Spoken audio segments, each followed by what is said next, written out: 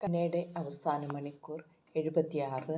സ്വർഗത്തിൽ പ്രവേശിക്കാൻ ആവശ്യമായ വിശുദ്ധി. പാപം വഴി പിശാച് സൃഷ്ടിയിലേക്ക് പ്രവേശിക്കുമ്പോൾ അവൻ എന്താണ് ചെയ്യുന്നതെന്ന് കാണുക.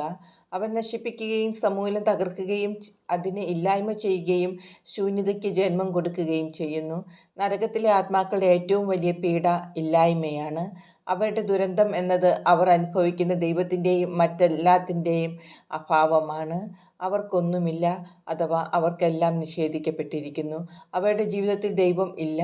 അവർ എൻ്റെ സഹനത്തെ കണക്കിലെടുക്കുകയോ പരിഗണിക്കുകയോ ചെയ്തില്ല. എൻ്റെ സഹനത്തെ അവർ കാണുകയും അറിയുകയും ചെയ്തിരുന്നുവെങ്കിലും പാപം മൂലം അവരുടെ വിവേകവും ശരിയായ ജ്ഞാനവും നഷ്ടപ്പെട്ടു പോയി. അവരെ പഠിപ്പിക്കാനും പ്രോത്സാഹിപ്പിക്കാനും ആരും വരുന്നുമില്ല. ഇന്നത്തെ ഈ തലമുറയിൽ നന്മ വളരെ കുറവാണ്. ദൈവസന്നിധിയിൽ പ്രതികാരത്തിനായി നിലവിളിക്കുന്ന 4 പാപങ്ങളെക്കുറിച്ച് എൻ്റെ മക്കളോട് പറയാൻ ഞാൻ ആഗ്രഹിക്കുന്നു. 1. അബോർഷൻ പോലെയുള്ള മനഃപൂർവമായ കൊലപാതകം. 2. പ്രകൃതി വിരുദ്ധമായ അശുദ്ധ പാപം. 3. അനാഥരെയും ദരിദ്രരെയും പീഡിപ്പിക്കുന്നത്. 4. വേലക്കാരുടെ കൂലി അന്യായമായി പിടിച്ചുവയ്ക്കുന്നത്. മനുഷ്യൻ പാപത്തിലാണ് ജീവിക്കുന്നത്. അവൻ്റെ പാപങ്ങളിൽ നിന്ന് മോചനം നേടാനും സ്വർഗത്തിൽ പ്രവേശിക്കാൻ ആവശ്യമായ വിശുദ്ധി നേടാനുമായി അവന് അനുരഞ്ജന കൂദാശ ആവശ്യമാണ്.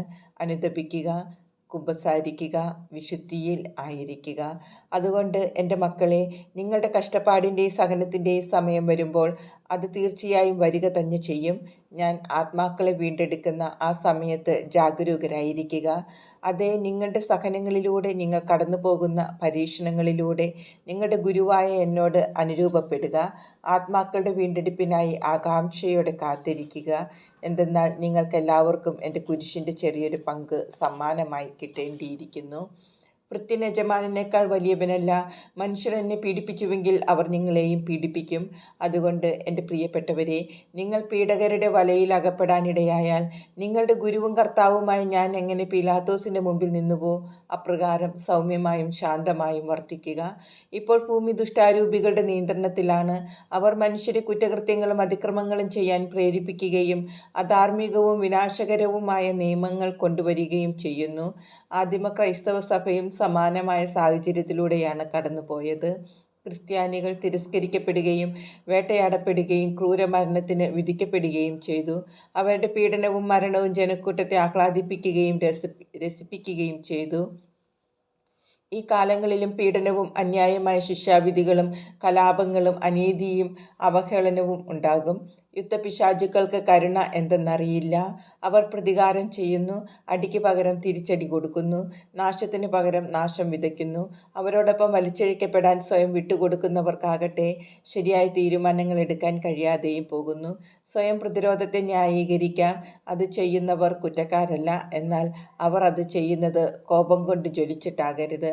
പിന്നെയോ നീതിയോടെയും കരുണയോടെയും ആയിരിക്കണം. കോപം സാത്താൻ്റെ ഒരു ആയുധമാണല്ലോ.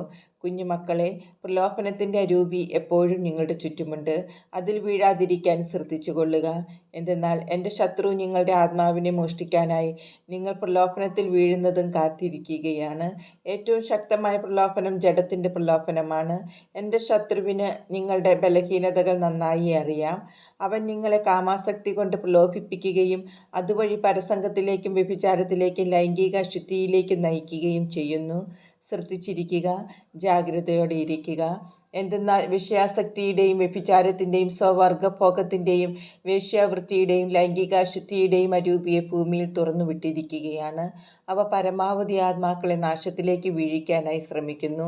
എൻ്റെ പ്രതിയോഗി പുരുഷനെയും സ്ത്രീയെയും ചെറുപ്പക്കാരെയും തകർക്കാൻ, അതിലുപരി വിവാഹമെന്ന എൻ്റെ കൂദാശയെ തകർക്കാൻ ആ ദുഷ്ടാരൂപികളെ ഉപയോഗിക്കുന്നു. ഒരു പുരുഷനെയും ഒരു സ്ത്രീയെയും എൻ്റെ അനുഗ്രഹത്തോടെ വിവാഹത്തിൽ ഒരുമിപ്പിക്കുന്ന ഈ വിശുദ്ധ കൂദാശ നിർത്തലാക്കാൻ അവർ ആഗ്രഹിക്കുന്നു. കാരണം ദൈവം സൃഷ്ടിച്ച ആദ്യത്തെ കൂട്ടായ്മ അതാണെന്ന് അവനറിയാം.